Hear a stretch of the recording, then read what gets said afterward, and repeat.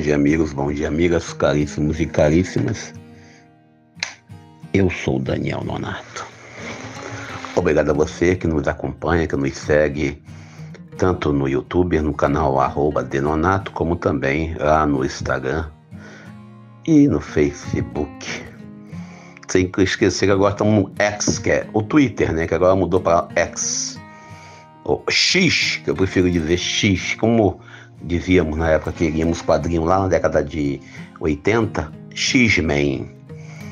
Alguém fala X-Men agora, né? É coisa de Brasil. Essa mania de acreditar que falar em língua estrangeira é melhor. O Super-Homem era Superman, era Super-Homem, agora é Superman. E vamos nós, devagarinho, aceitando a invasão norte-americana, estadunidense em nossa cultura. Daqui a pouco, nós estaremos aí, que a gente aprende no contexto sobre invasão. A primeira invasão que acontece é a cultural, depois a profissional e depois vai ser invasão em si. Mas a gente viajando pelos serviços aí de comunicação, olhando que eu falei isso já uma vez, volto a repetir, a Covid está voltando. Ela deu um tempinho por causa das vacinas, mas ela está voltando. Então, nós precisamos tomar a 4ª dose, quem não tomou. Precisamos tomar a vacina, quem não tomou, porque ainda a Covid pode matar. Não podemos nunca esquecer que em 2020, quando a Covid iniciou aqui no Brasil, quando nós tivemos a crise, né, aí onde fique em casa era um lema que muita gente não queria, né? Esse fique em casa salvou muitas vidas. Mas agora, independente do problema da saúde, da família, etc. e tal, nós estamos vivendo novamente um possível surto de Covid.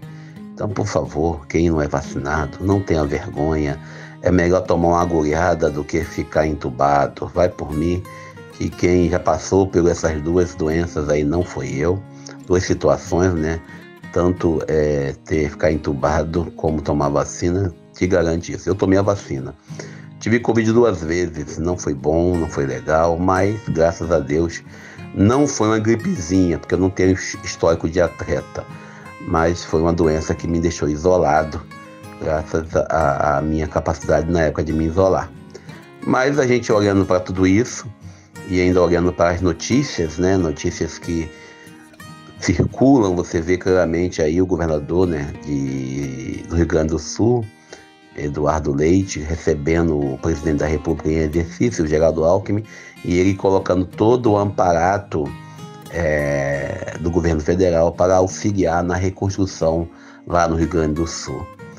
Mas ainda continuam postando fake news, falando coisas que não tem nada a ver, dizendo que o governo federal ficou apático em relação ao Sul, como que o governo federal fosse composto por um único homem, chamado Luiz Inácio Lula da Silva. Quando, na verdade, o governo federal é composto pelo presidente da República, o seu vice e a comissão e o grupo, né, que exerce o ministério. Então, é isso aí para começar o primeiro escalão do governo. E, na falta do presidente, quem assume a cadeira é o vice-presidente. Então, o Rio Grande do Sul não ficou abandonado, não ficou largado e nem houve da parte do governo nenhum tipo de omissão.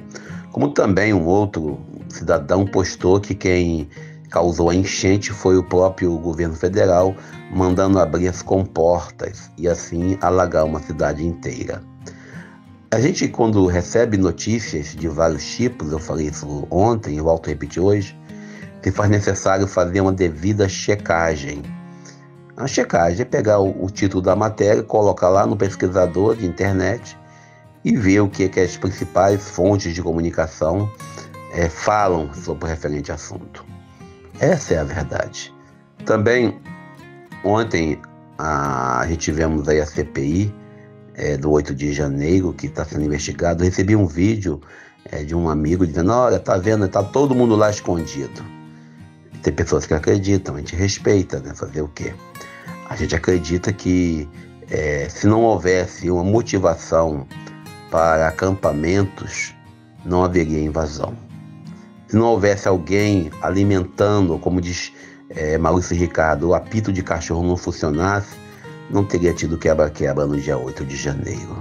Se quem perdeu reconhecesse a derrota e passasse a faixa com naturalidade, sabendo que isso faz parte do jogo democrático, não teríamos 8 de janeiro.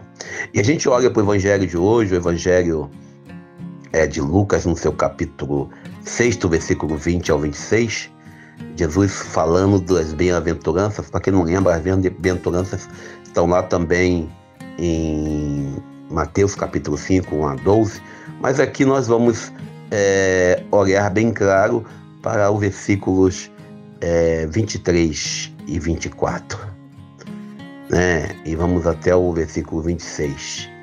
A gente pega essa segunda parte, quando Jesus apresenta os três, né, ais, onde Jesus fala primeiro da alegria no capítulo 20, alegrai-vos nesse dia, exultai, sereis grande a vossa recompensa nos céus, e Jesus fala do ai de vós ricos, ou seja, 3 ais aqui colocado, 4 ais.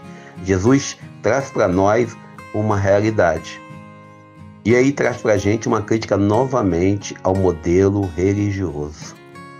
É muito comum nós, em nossas igrejas, eu lembro de Dom Oscar Romero, São Oscar Romero, quando ele fala das semanas injustas, quando Jesus termina esse texto hoje, ele fala: ai de vós quando todos vos elogiaram. Era assim que o antepassado dele tratava os falsos profetas. A gente que busca a fé, que vive na igreja, a gente que tem participação na vida eclesial, não podemos viver uma fé do vamos agradar para receber benefícios. Aí você vê aí poderes religiosos, líderes religiosos, não importa se é católico ou evangélico, fazendo acordo com prefeituras, fazendo acordo com o governo, fazendo acordo aqui, fazendo acordo ali, buscando homenagem, placas, né?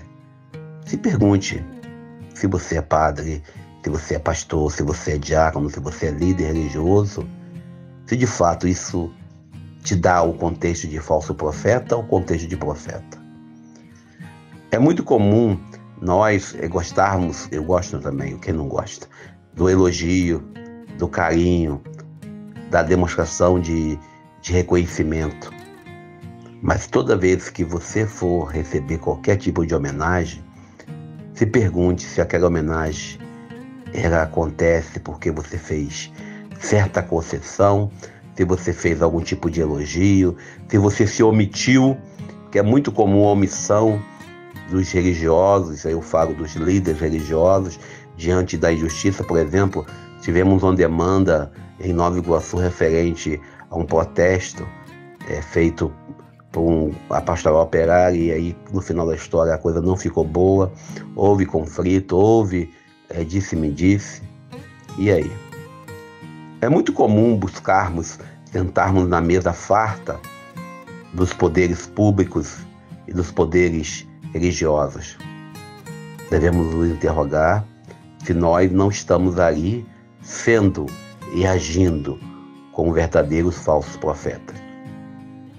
Nós sabemos lá em Lucas capítulo 4, versículo 16 ao 20, qual é a função do profeta, qual é o dever do profeta.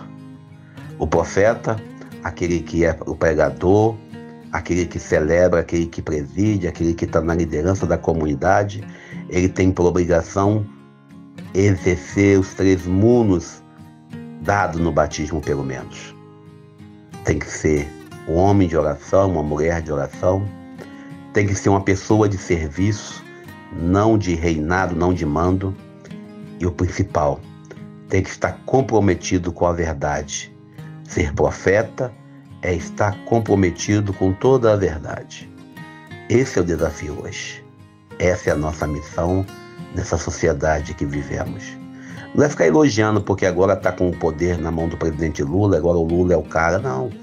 Não podemos ficar anestesiados com ideologias ou com racionalidades que nos ajude a pensar melhor sobre isso. Bem, fique com Deus, que o Senhor da vida nos abençoe, nos ajude nessa quarta-feira, que sejamos felizes. Eu sou Daniel Nonato.